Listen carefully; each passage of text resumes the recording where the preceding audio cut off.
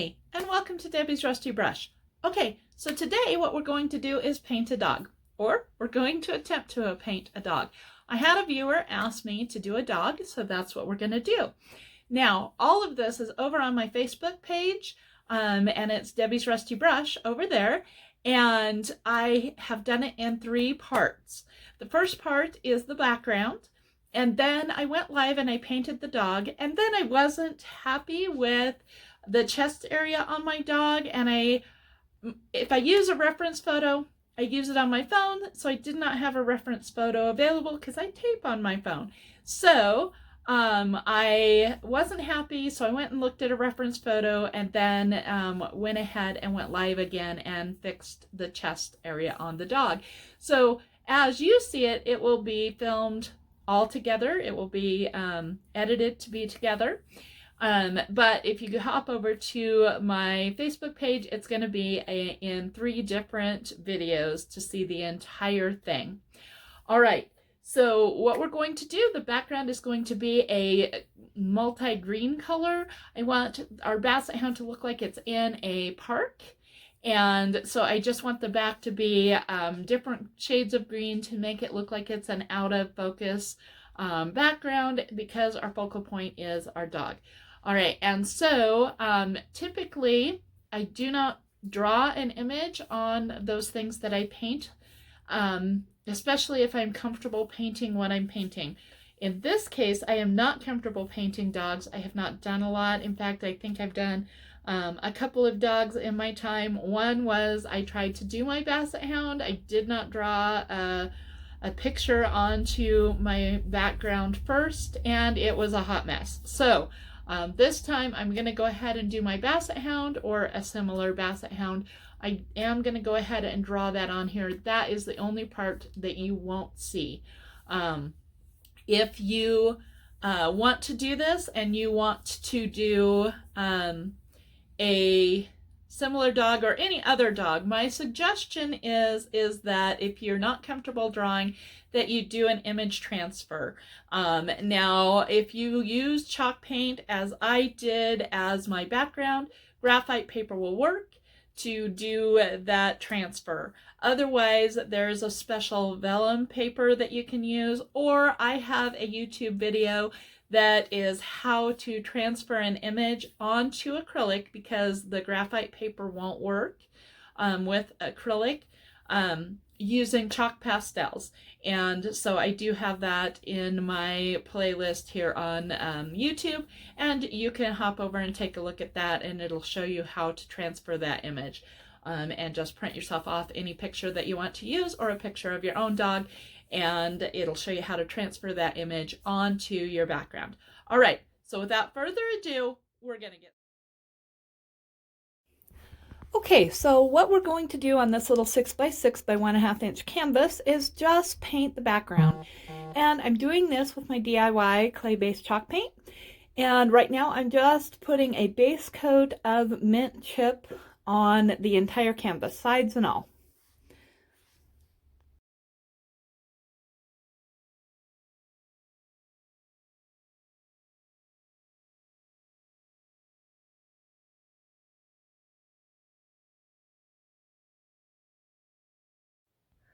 All right, so now I've got my handy dandy palette knife. Actually, it's a putty knife. It's one of my favorites. I use it a lot.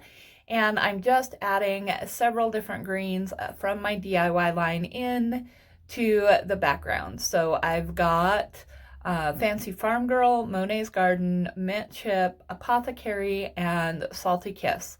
And I'm just going to maneuver those around this way and that way until I get to a place where I'm happy. And what I'm going to have is kind of an out of focus park-like look to be just behind our dog.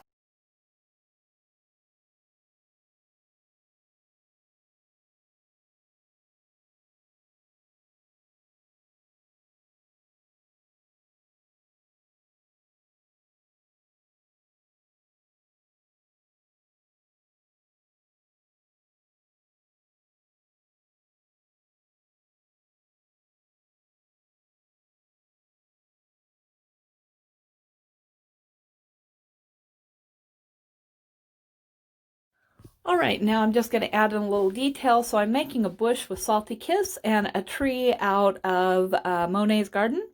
And down here, I'm just taking Mint Chip and Monet's garden and Fancy Farm Girl and adding in some grass because I want that to be a little more detailed where our dog sits.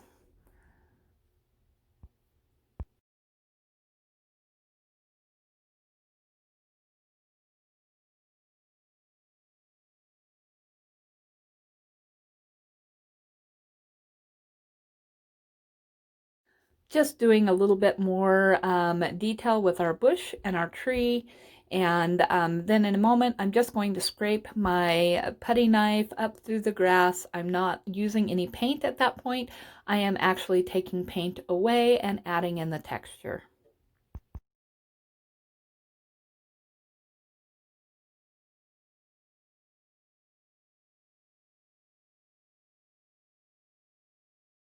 Okay, hopefully you can see the tracing or the drawing that I did on the canvas of my Basset Hound.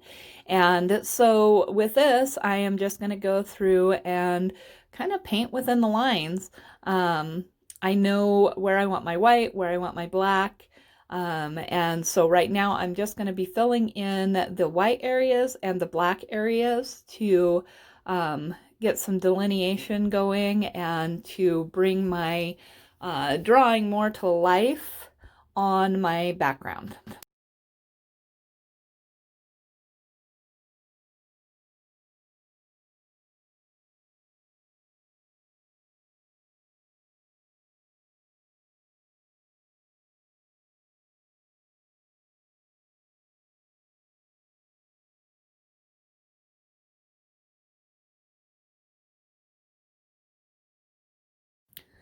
Now I am using a rather small brush for this because I do want to make sure that I stay within the areas that I want it to be. And so up here in the head area, I'm going to stick with this little brush.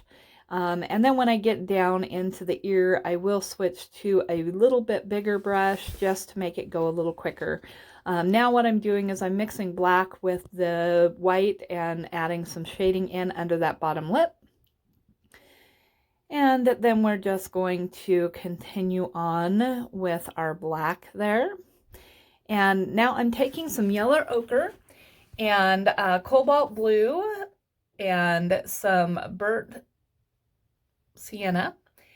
And I also use a ultramarine blue and a burnt umber at points. And so at this point, I was just adding in some of the brown. My dog has those expressive eyebrows or right above her eyes, and they are in brown. And so I'm just going to add another coat of white going over the green background. It's going to just take a couple of coats to get that fully covered. The black goes on pretty good with one coat, but the white, it just takes a little bit of doing.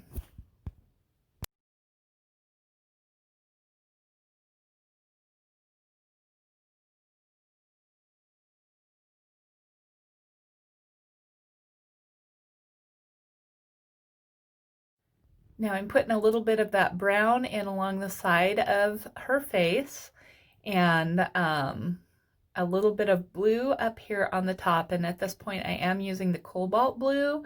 And then I'm leaving a little bit of a delineation line between where the head and the ear meets because I want to be able to make sure that I keep sight of where that's at. So I switched to a little bit bigger brush so that I could lay this black on a little bit quicker. And I'm still using a round brush so that I can get those edges really good.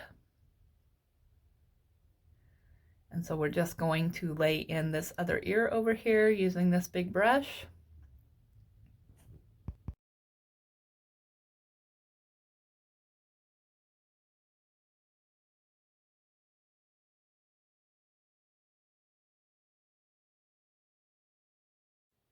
And now, because I know where that line is, I'm going to be working right there. I go ahead and fill that in. I'm taking some of that ultramarine blue, and going right along that line there. Now we're going to fill in the nose.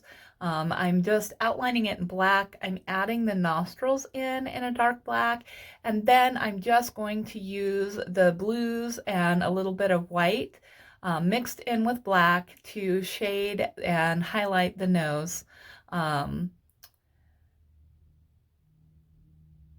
Because if you go completely all just black, your nostrils disappear and any of the attributes of the nose just disappear. You have just a very flat finish.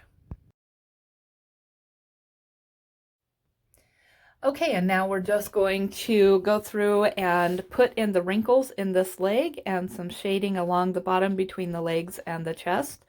And we're going to put in the little toenails and just do a bit of the shading here with a gray color. Now, I am sorry about the flashes of green around the edge. I started this video 3 times and it would not go away. I don't know what's going on with my phone. I've never had it do this before, so I apologize for that. Towards the end of this video, the last section I did a different day and it's not in there, so it corrected itself eventually. Okay, so we added the little white spot in the ear. My dog has that, and she also has some brown spots here and there in her ear, so we're adding those in. I will tame those with a little bit of black. Now we're going to add some black spots, freckles, if you will, around her nose, and put another layer of white on that white spot.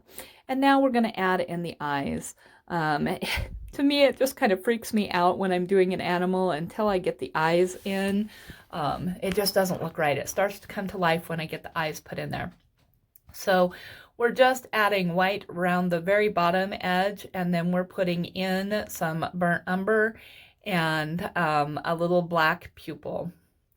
Now we're just going to go through and do some shading with the blue, and we're doing a combination of cobalt blue and some ultramarine blue. We're also going to shade in here with some of just our gray that we've mixed.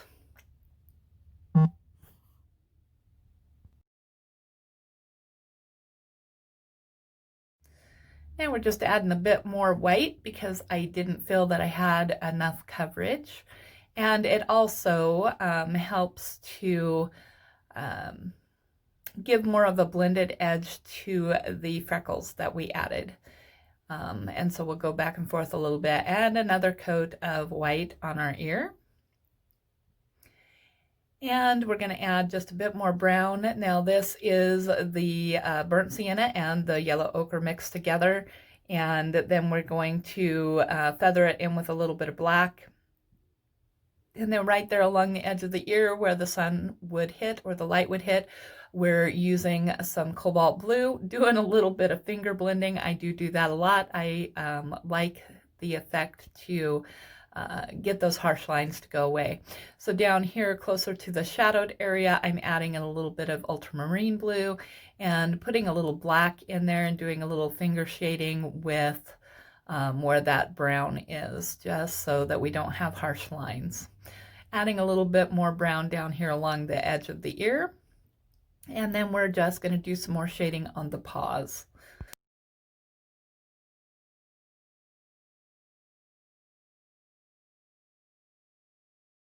So doing just a little bit more work with the eyes now that the first layer has dried. We're adding in some more white there.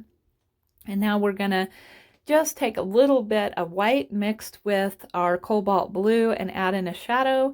And then we're going to take some plain white and add in those dots to have a little bit of a reflection and a spot of light in the eyes. And once again, we're going to add a little bit more white into the areas to make sure that we have good coverage. And clean up those freckles a bit.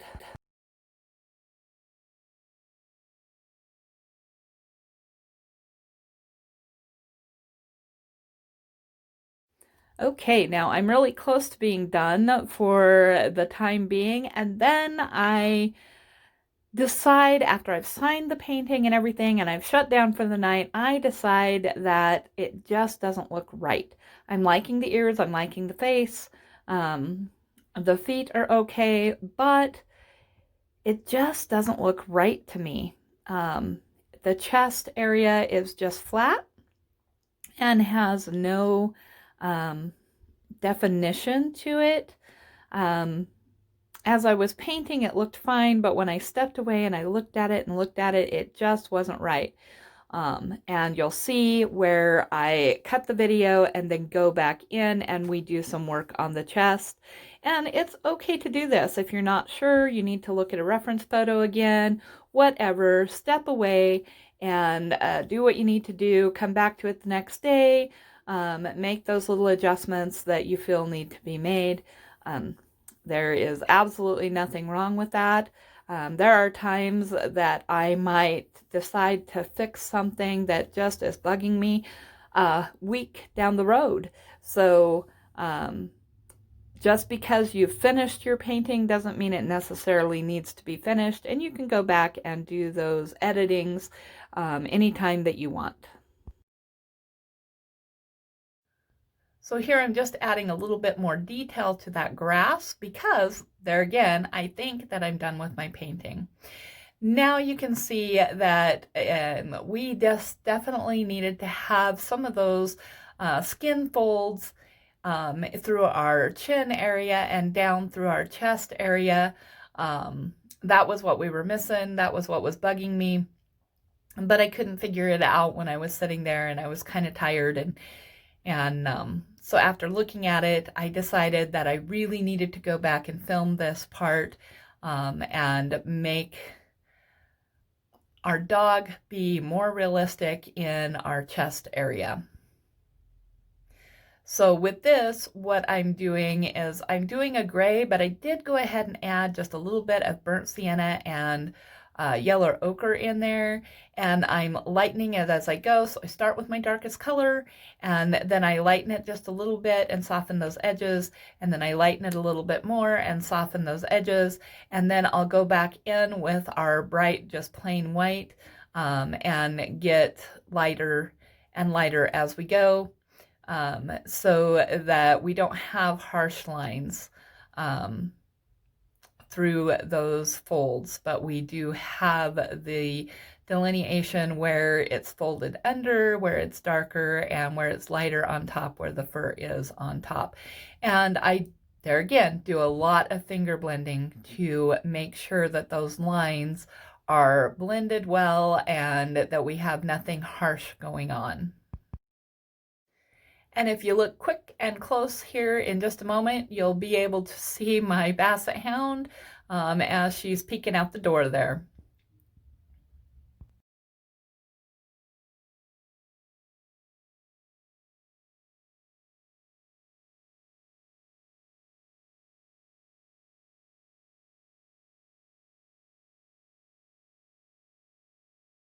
Okay, so we're done pretty much. I'm just going through and doing a little bit of editing here on the ear to make sure that I've got it just the way I want. I wanted to add a few more highlights and lowlights in there using the different blues and the black, just to make sure that I had the folds in those ears the way that they would lay, or that I felt that they should lay.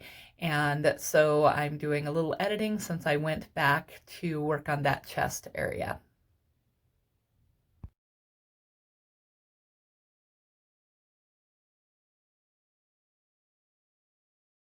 All right, guys, so that was painting our dog. All right, so this is what we ended up painting, and